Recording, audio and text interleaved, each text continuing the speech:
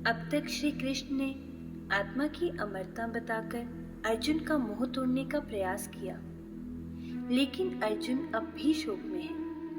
इसलिए अब कृष्ण एक नई दिशा लेते हैं।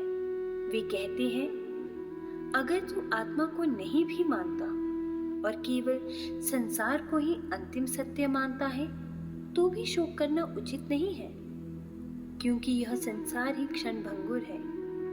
जो आया है वह जाएगा। और उसके बाद श्री कृष्ण अर्जुन को उसके स्वधर्म की याद दिलाते हैं कि एक क्षत्रिय का धर्म क्या है। यह भाग गीता के उस मोड़ की शुरुआत है जहां ज्ञान के साथ अब कर्तव्य का पुकार भी जुड़ता है। तो आइए चलते हैं आगे के श्लोकों की ओर। अव्यक्तादीनि भूतानि व्यक्तं मध्यानि भारत अव्यक्त निधनान्यैव तत्र का परिदेवना।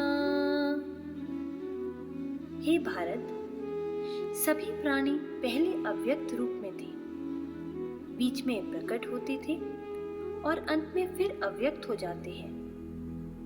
तो इस परिवर्तनशीलता के लिए शोक कैसा? कृष्ण जीवन की प्रकृति की ओर इशारा करते हैं। जन्म और मृत्यु के बीच का जीवन बस एक दृश्य है। हम कहां से आए थे अव्यक्त, और कहां जाएंगे फिर अव्यक्त। जो बीच का दृश्य है वही हमारी कथा बन जाती है, लेकिन वो भी तो क्षणिक ही है। जो आया है वह जाएगा, तो फिर उसके जाने पर विलाप क्यों? सच्चाई को जानो और उसे स्वीकार करो। आश्चर्यवत् पश्यति कश्चिदेनम् आश्चर्यवत्वति तथैव चान्यः आश्चर्यवच्चैनमन्यः शृणोति श्रुत्वाप्येनं वेद न चैव कश्चित्।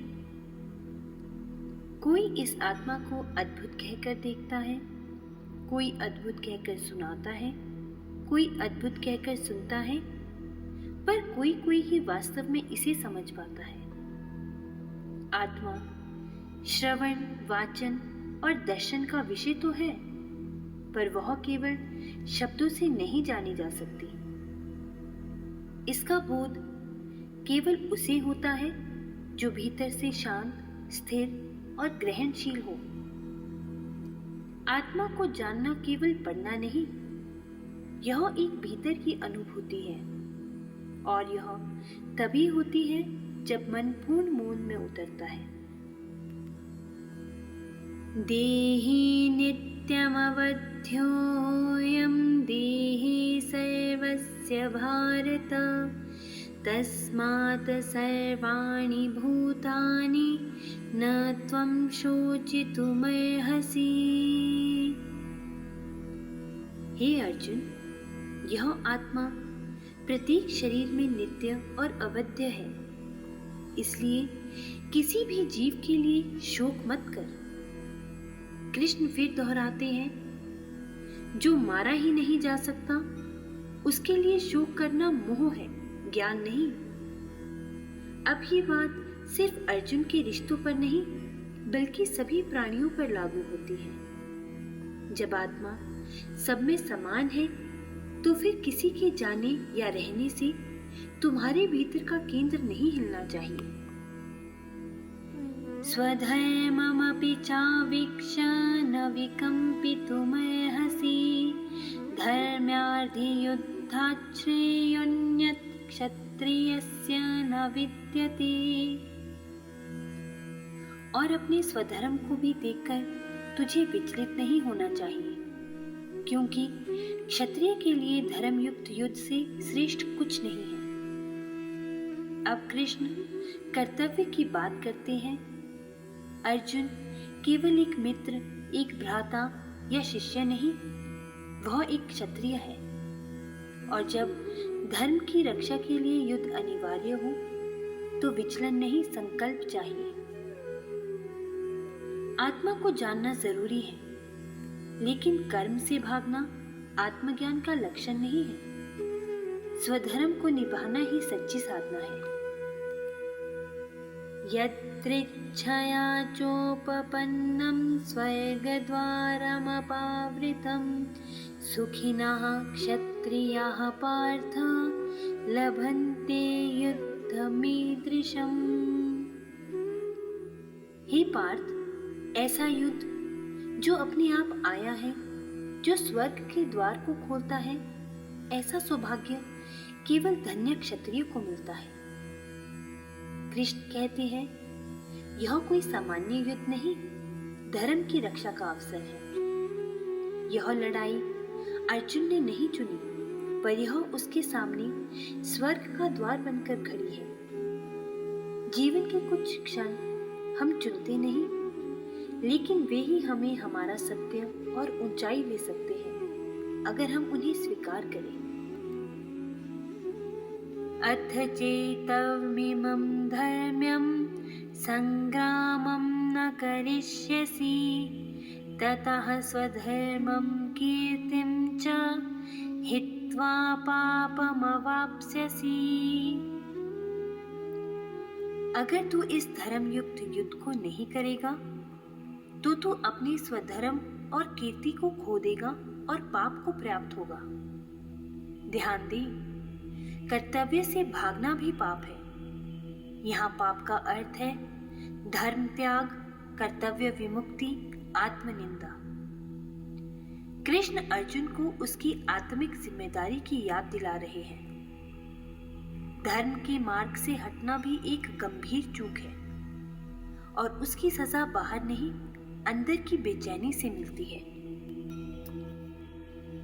अकीर्तिं चापि भूतानि कथयिष्यन्ति ते व्ययां संभावितस्य चाकीर्तिर्मरणादतिरिच्यते।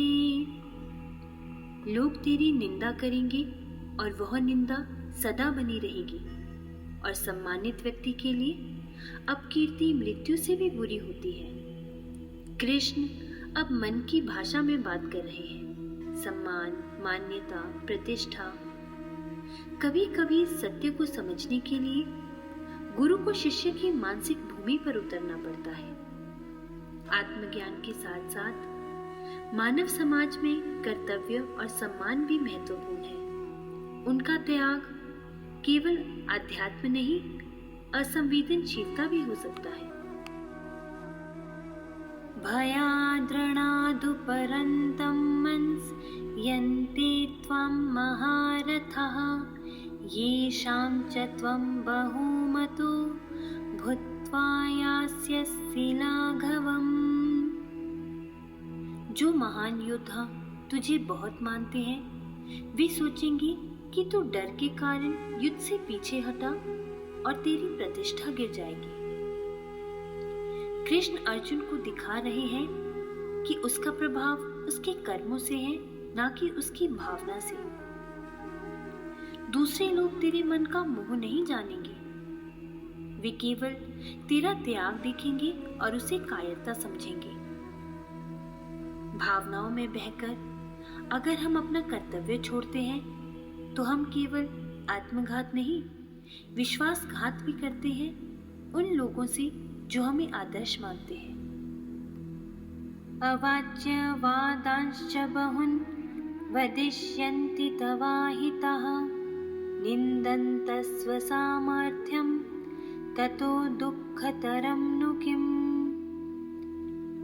तेरे शत्रु तेरा अपमान करेंगे, तेरे सामर्थ्य की निंदा करेंगे, और इससे अधिक दुखद कुछ नहीं होगा। यहाँ कृष्ण भावनात्मक रूप से अर्जुन को झकझोर रहे हैं। अगर तू युद्ध से भागेगा तो तेरे विरोधी न केवल तुझे कायर कहेंगे, बल्कि तेरे बल को भी झुठलाएंगे। जो बल, प्रतिभा और कर्तव्य हमें ईश्वर ने दिए हैं, उन्हें छोड़ना न केवल दुर्बलता बल्कि ईश्वर की उपेक्षा भी है। अब श्री कृष्ण ने अर्जुन के हर स्तर को छू लिया है। आत्मा की अमरता, संसार की क्षण भंगुरता, और अब क्षत्रिय धर्म और सामाजिक प्रतिष्ठा। यह शिक्षण केवल अर्जुन के लिए नहीं था, यह उन सभी के लिए है जो धर्म और मोह, साहस और भ्रम, कर्तव्य और भावना के बीच फंसे हैं।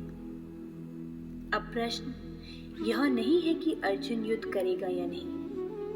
अब बात यह है कि अर्जुन क्यों और किस भाव से लड़ेगा। अगले श्लोकों में कृष्ण उसे कर्म योग और निष्काम भाव का मार्ग दिखाना शुरू करेंगे।